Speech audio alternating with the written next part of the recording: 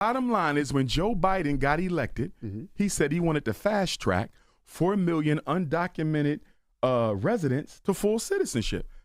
Black people completely ignored it. I spoke on it. I said, do you know why he want to fast track 4 million? Because he know he's not going to do nothing for us. We ain't going to be motivated to vote for him November. So what he's going to do is have these migrants already set up with citizenship so they can replace the black vote that he loses. The migrants are being put in our communities on purpose, New York and Chicago on purpose, because they are what? The two blackest cities in America. They're the two largest cities in America. They're the two most politically conscious black communities in America. So if we can wash out the black with the brown in New York, if we can wash out the black with the brown in Chicago, Philly don't stand a chance. Atlanta don't stand a chance. LA, Houston, Dallas, Detroit, Chicago don't stand a chance. The migrants are here for 3 reasons. Replace us at the polls, replace us at the low-end industry jobs. You know what I found funny about this video? About these like fake pro-blacks. I call them fake pro-blacks because honestly, what group of people would accuse you of not truly being black because you don't vote for a certain political party? That don't sound like a pro-black message to me. That sounds like a pro-party message to me. Now, which person is more likely to say that? A black conservative or a liberal? I'll wait. If you grow up black, you know what I'm talking about, right? You know where I'm going with this already. Politically conscious communities. Chicago, really? A place that's been voting Democrat for 100 years, almost. Sorry. Someone's going to fact check me. 90 years. You got a black mayor, what's his name? Brandon Johnson. Bunch of black kids just died at a July 4th shooting, Independence Day shooting. 120 people got shot at, I believe, if I got the numbers correct. Democrat mayor. But Chicago is the most politically conscious community. Okay. The same people who'll call you a coon for speaking out against a party that now Dr. Umar, Mr. Pan-Africanist, now he's finally saying the same thing black conservatives have been saying for I don't know how long, since before I was even born. Hey, illegal immigration hurts all Americans. Whether you're a black American, Asian. You want me to go through the list again? You want me to go through the list again? The ridiculousness of these fake pro-blacks. Craziness. Right? But hey, you know, this is who supposedly has mass influence in the black community. You can't just judge my arguments based on the argument itself. No, you got to call me names. You got to call black conservatives Uncle Toms. When in reality, black conservatives was the first to express this conflict of interest between the black interest and the Democratic Party. And all the black conservatives trying to say is, hey, if you were truly politically conscious, you would consider some of the platforms that the Republicans are pushing and see the benefit in it and vote for those benefits. The same way in the 1930s when FDR was running, you voted against you voted for the racist Democratic Party because you wanted a part of the New Deal, but you got cut out of the New Deal. But y'all gave the Democratic Party 77% of your vote in the 1930s. But then you're going to sit here and pretend that race is the most important issue to the black community when economically y'all getting destroyed by Biden's bad policies. He don't talk about that. Black conservatives been saying, literally, we made our argument about, hey, this is why Democrats are not in the interest of black folks. But in Chicago, a place that's dominated by Democrats, 90 years been voting Democrat. Black people vote Democrat at almost an 80% clip. African Americans are the Democrats' most loyal constituency. But you're politically conscious. But you're actively voting for a party that is trying to replace your vote, trying to minimize their dependency on your vote. What Malcolm X said, I don't know. I'm gonna keep beating this point like a dead horse.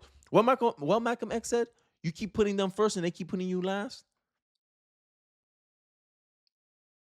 And this is what y'all vote for. You actively voting against the well-being, the buying power of your community, of your country, and if you're a pro-black, your people. I'm a Pan-Americanist, you know. I consider all the interests of all Americans, not just my own. not just my so-called community, who never really treated me like I'm part of their community merely because I have different ideas from them. This is why W.E. Du Bois always said that, hey, if you remove racism, black people will still be at the bottom. Right? This is your party, black people, who y'all vote. Remember, black voters are the Democratic Party's most loyal constituency. So don't come here with this BS on my comment section talking about it's both sides, Kenny. It's not both sides. You don't vote for both sides. It don't make no sense for a party to do something in your interest when you don't even reward them with your vote. Donald Trump had the platinum plan, specifically marketed to black people. Hey, we're going to make a financial incentives for businesses to come into poor neighborhoods that are predominantly black for the most part. And how you reward someone who tried to make a plan for you to help yourself with 12% of your vote. And then you have the audacity to claim that, oh, they're the two coins are the same side. Get out of here. BS. If you can advocate for a party that's actively trying to replace you, 198 House Democrats voted against a bill that would require citizenship to vote in federal elections. I mean, in basketball, they have this terminology about don't telegraph your passes. Don't telegraph your passes where you're going to toss the ball to. Democrats are telegraphing their pass. They're telegraphing what they're going to do. Why would you not want identification for voting in a federal election? Black people, you need to start thinking. Y'all need to start thinking. If you're as politically conscious as Umar claims you are, then you should know where they're going with this. Here's an X post. Show proof of vaccinations to enter a restaurant. Democrats mandated it. Show proof of citizenship to vote. Democrats are against it. They're telegraphing. Right? But y'all won't see it. You want to get mad at me because I think differently than you. I'm not as pro-black as you. So supposedly. You're going to get mad because I'm bunny hopping, right? With this is why he's a race hustler. He makes sense right now. But here's in the same interview, here's what he's doing, because this is one of the reasons why I was never a pro-black to begin with, right? Because how can I be a pro-black to a community that despise me because I express a different view on politics than they are? So they exclude me because I'm not parroting the same talking points they want me to parrot. Make it make sense. Does that sound like a community that respects critically thinking people? Is that a community that respects intelligence? No, dogma. The black community suffers from political dogma. And you need less political dogma, not more. So what's the point of me being a Democrat if 90% of y'all are Democrats anyway? Y'all ain't saying nothing new. Y'all ain't telling me nothing that I never heard before growing up. That's what's the funny part about this stuff since I started doing this. The same arguments I used to run into in Miami when I used to live over there as a kid, I'm running into the same thing in the comment section. I'm like, yo, I'm not learning anything differently from people who supposedly are black Democrats, who are supposedly pro-black. Right? But God forbid you accuse them of racism when they spew stuff like this. Ever call you and say, hey, my white son or my white daughter is into this black boy or black girl, and we want to erase them from there? Do they ever call you for that? No, I get the opposite. I'll get the black mother who would say, Dr. Umar, my son is bunny hopping, and it looks like he has a point of no return. Can you help me out? That's what I get. Do you have a camp? Because that'd be cool. I need a camp. That's a good idea, though. So what they do call a bunny hopping recovery camp.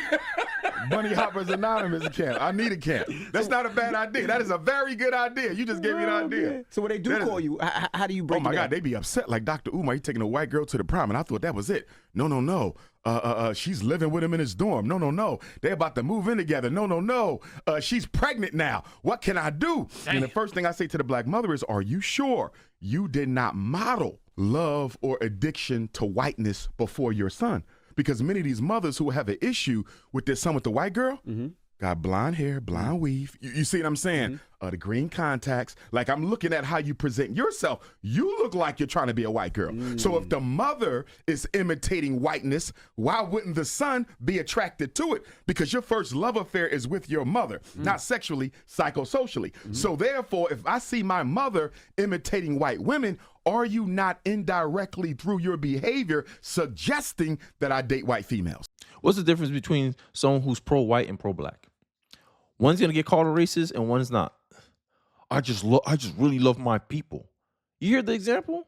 They say, have you ever got white people to tell you that, hey, I don't want my white daughter dealing with it? Essentially, Umar, who claims that he's not a racist, he is. He's literally agreeing with segregationists, white supremacists, that the races should be separate. Yeah, there should be no reason for the races to intermingle. I bet you if you say black only dormitories, he'll agree with that too. Yeah, there should only be black only dorms. Yes, I agree. Segregation. but he has a voice in the black community. This is why I said that, like in politics, we don't have our best representing us, right? When you get a Larry Elder on there, right? He just informs you, he gives you the facts. He say, hey, this is how I see it, and this is why I come to this is what led me to come to the conclusions that I come to. When you hear a black Democrat talk, they talk about all emotionalism. They talk about they try to make you scared of the other option instead of pitching their option. Why you should go with their approach. And that's how they do it, right? There's a quote from a famous black conservative, right, about the effects of what people say. One of the most common failings amongst honorable people is a failure to appreciate how thoroughly dishonest some people are and how dangerous it is to trust them. Now, I'm not saying Umar's being dishonest here, but I'm just saying the black community, hey, y'all like to believe the Democrats' narrative about how Republicans are racist. Republicans are racist. The party switched. No, the party's always been the same. No special treatment. Treat everyone the same. For those who don't know, who are not taught history, March 20th, 1854, the Republican Party of the United States of America was founded in a schoolhouse in Ripon, Wisconsin. Purpose: to counter the Democrats' plan to expand slavery in the United States. I can make the argument the illegals are the new slaves. They're the new peasant class. They're the serfs, right? Low-end jobs, right? Umar Johnson is going to speak on that. They're going to replace black people who are overrepresented in poverty, who disproportionately are in poverty. They're the most likely to need those jobs to make a living. Yet, you want to say, oh no, the party switched, but who's more likely to believe this? A liberal. Was I right? A liberal would question this. Was I right to call the cops on a black man breaking into a car? Would you call the cops if a white man was breaking into a car? Yes. Why not the black man? Racism, right? Democrats used to discriminate against you, black people. Now they discriminate for you, and now you're in the position of what the white person was in the Democratic South. That's it. All they do is switch the target of their discrimination, and you think that's progress, when really it's only sowing more division in the country. Make it make sense, black folks. Make it make sense. All the policies that your government spending, and this is one of the reasons why reparation will never pass. Inflation is a hidden tax that people pay. People are robbed from through their purchasing power, which is quietly transferred to the government that issues new money. So they get So if you're saving money, if you're financially responsible, government spending hurts you, and it hurts all of us. Inflation rose since Biden came into office. I feel like before I go into the video with Umar talking, y'all need to understand the full breadth of the impact that Biden's and Democrats' policies have hurt you. They push for minimum wage, right? It's a perfect mean to encapsulate the minimum wage argument. Because I'm tired of not so smart people pretending that they're smart and trying to push a narrative that is not true. I need a higher minimum wage that big businesses can afford, but small businesses can't. We need expensive regulations that say small competitors can't afford. It makes sense. We need government to close small businesses during the pandemic, but leave big ones open. Amazon is too big. Capitalism has failed. When all the options and setting the rules, setting the landscape is socialist. That's why I say socialists don't produce anything. They're looters, right? They'll sit here gaslight you. Sorry, they'll sit here gaslight you about protecting your own interests, remember, black folks, you talking about protecting your own interests. Americans are allowed to protect their own interests regardless of their skin color.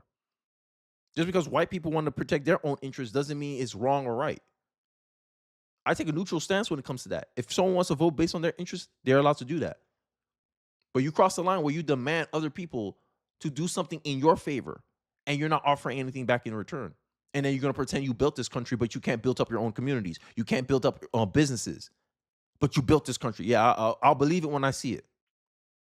Because I only see the results. I don't trust your words. Words are meaningless. I look at actions, not words. Y'all can't build your own communities.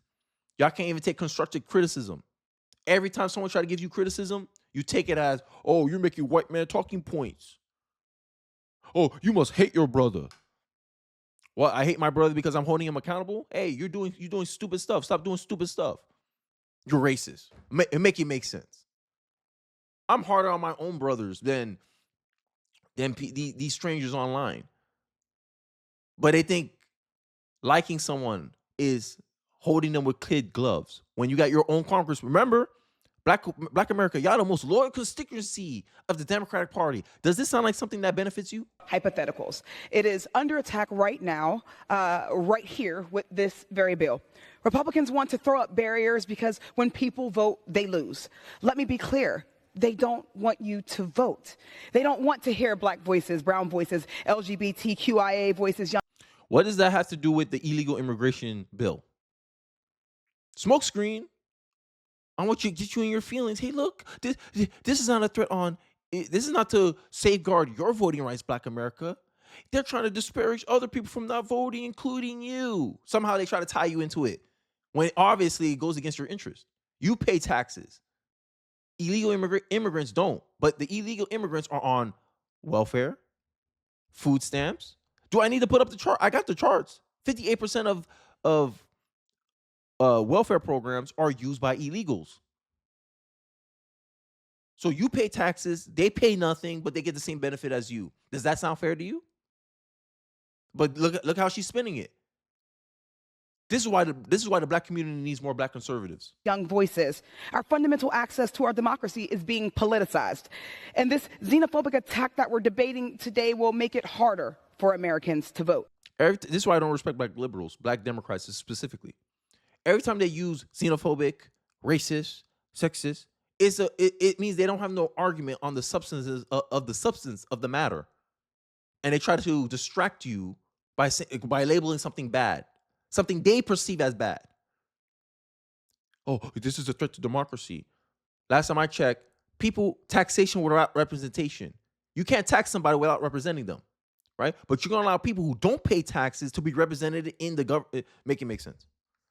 Make it make sense. But this is your party. This is the party you give loyalty to. Malcolm X will be calling y'all political Trumps, traitors to your race, because you voted for a party that's actively going against your own interest. Let's talk about social politics, black people. Black people are more socially conservative than most white liberals, yet you vote in lockstep with them. Why? Make it make sense. But I'm the coon.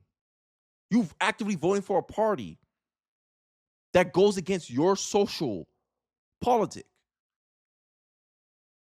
You're being conditioned to think like these atheistic, no principle liberals. Yeah, I'm the coon. Ridiculous. Like, I can't trust no person like that, bro. I can't. Sorry. That's what it goes back to. And then Thomas Sowell quote, I drop a Thomas Sowell quote because this was big black conservatives been saying for years. Don't underestimate people who can blatantly lie in your face like that. Try to make it about something. One thing I know about Democrats, they're really good at gaslighting. Really good. So let's get back into this video. It's a 3-minute video. And we're going to continue hearing him talk, and then I'll give my commentary throughout. Communities in America. So if we can wash out the black with the brown in New York, if we can wash out the black with the brown in Chicago, Philly don't stand a chance. Atlanta don't stand a chance. LA, Houston, Dallas, Detroit, Chicago don't stand a chance. The migrants are here for 3 reasons. Replace us at the polls, replace us at the low-end industry jobs. That sound like the black jobs that all these fake pro-blacks, black liberals, black Democrats were out here saying Trump is racist. I want to hear what they say about this guy saying that. Like idiocy. If you are mad about a certain group of people pointing out something that is objectively true, something that is observably true, who's the fraud here? But Trump lies. But here you go, pro-black, so-called pan-Africanist, race hustler, literally saying the same thing that Donald Trump is saying.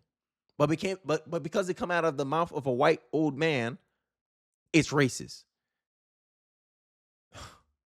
They're not the enemy. The problem is black people don't get as much opportunity. Mm-hmm. So then people say, well, white people don't really like brown people like that. That's true. But you know what the difference is? And making assumptions. You live in the least racist time in American history, and you're still trying to peddle this narrative that probably happened in the 1950s.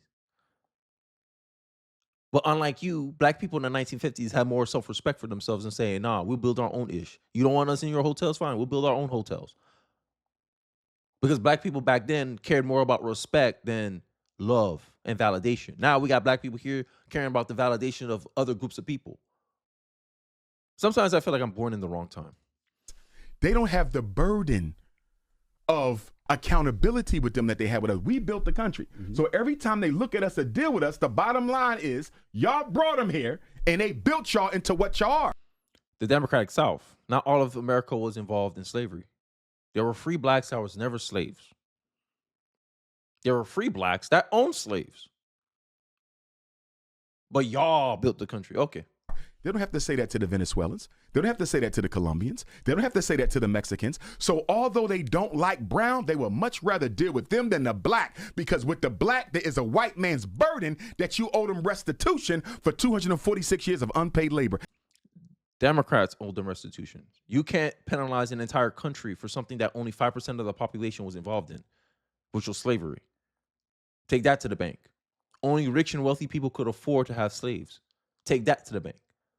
So that means a minority of white people actually have anything to deal with slavery. In fact, many more white people died during the Civil War to dissolve slavery than actual slave owners. Yet you want to sit here and cry about something that has nothing to do with you. 246 years. None of y'all are 246 years old. My argument has always been, for the reparations argument, if I could bring your ancestor back to life and give him the money directly, do you deserve any cut out of it? No. And then when people say, oh, black people benefited from slavery, they'll scream racism and cry. When actively you're using the fact that slavery happened. Because here's how you benefit from slavery, African Americans. You would never have an American citizenship if your ancestors was never slaves. You never had to struggle or fight for any of the rights you have and you take full advantage of today. All the social progress, you didn't earn that. That was given to you. That was handed down to you from previous generations. And then how do you appreciate the facts of the struggles of all your people and your ancestors? You spit in their face because you demand more, like spoiled children. Yet you have the gall to get mad at black immigrants when they come in this country, right? They make a name for themselves. They don't see how racism stopped them. And then you try to other them. Oh, they're not really black. They're an immigrant. Yet all the first black people in this position or this position are all children of immigrants, for the most part. Korean Jean-Pierre, the first black White House speaker, Haitian. The first Harvard president, Haitian. Black immigrants. Wouldn't black immigrants be the best person to articulate if racism is still a problem in America? Because they don't have to deal with the baggage of the past. That's why black immigrants come here and they kill. On average, black immigrants make a higher on average income than multi-generational black Americans. Imagine that. How people who only been here fewer generations than you are at your level or making more money on average than you. How does that make sense? Is that white supremacy stopping you? Can white supremacy tell whether you're a man born from you're a first generation American or a multi-generational black American? Can white supremacy tell the difference? No. When a cop pull me over, when a cop pull you over, they see a black man. Yet we get different outcomes. Why is that? What can explain that? My argument is behavior, decisions, actions. I make different choices than you, therefore I get different results than you. When the cops pull you over, you act ignorant and you act like you didn't do anything. When I get pulled over, I acknowledge, yeah, I was speeding over 20 miles per hour. Yeah, give me the ticket. I'll take it in court. I'll go to the traffic guy. Hey, get me off. And done. But y'all sit here, argue with the cops and all this, and then you wonder why you get treated bad. If you was in that cop's position, you would treat the person the same way too, because they're making your job hard to do. When you're like, yo, I caught you. I saw you. I got you on the scan. I got you on camera, bro. I see you speeding. There's no way you can get out of this. Stop crying.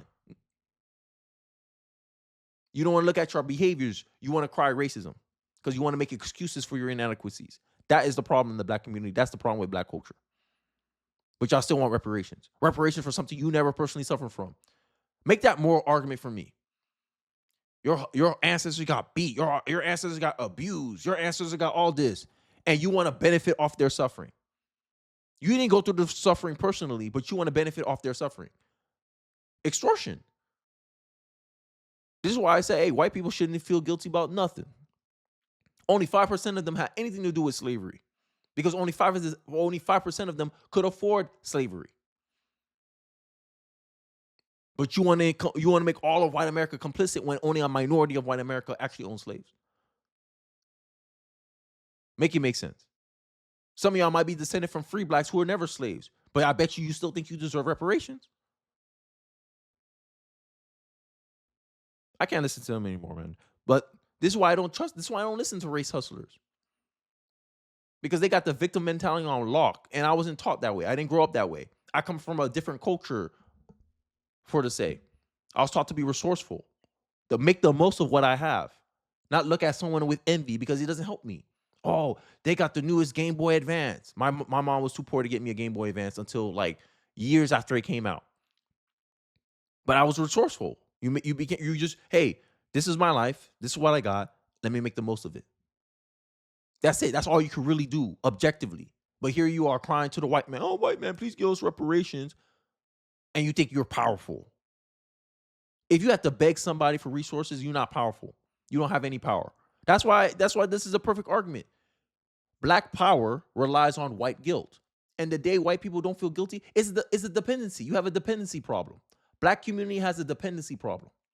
They depend on white guilt. And the day comes when white people stop feeling guilty about themselves is the day black people lose their power in society. They actually get judged equally. They lose all their special treatment. But hey, I digress. I know people are going to disagree with me in the comment section, but that's what I'm here for. I'm here for disagreements. I'm here to see another perspective, right? I'm a very opinionated man, right? Because I did my research. I studied the history. The first lie, the parties switch. Lie. The parties didn't switch. Because if I look at the platform in the 1940s or whatever time period you pick, and I go now, Democrats still agree with that platform. Margaret Sanger started abortion. She was a racist. She saw black people as weeds in this country, and that's why she pushed abortion on these communities, because she saw them as the undesirables. Fast forward 2024, black women abort their kids at a 40% clip. Overrepresented, how you 13% of the population, but you're aborting 40% of the babies in this country. Make it make sense. 400,000 potential black. Anything. They could have been doctors. Killing them. In New York, a black baby is more likely to be aborted than born. But Omar ain't calling that out. That's why I say fake pro-black. Because if you're a pro-black, you'll be like, no, I want my all black lives matter. We should create some community charity or something. He ain't creating no charity where he helps black women, because black women are overrepresented when it comes to single motherhood statistics, right? He ain't making no charity like that. And you see why I call him a fake pro-black. I'm done. I promise I'm done. I'm done. I know I went on a rant there, but I'll probably, timestamp it so you can, skip around, look around, whatever takes interest in you in this video. But I appreciate you guys watching to the end of the video. Don't forget to like, comment, subscribe. I really do appreciate you guys watching to the end of the video. And I'll catch you guys on the next one. Peace.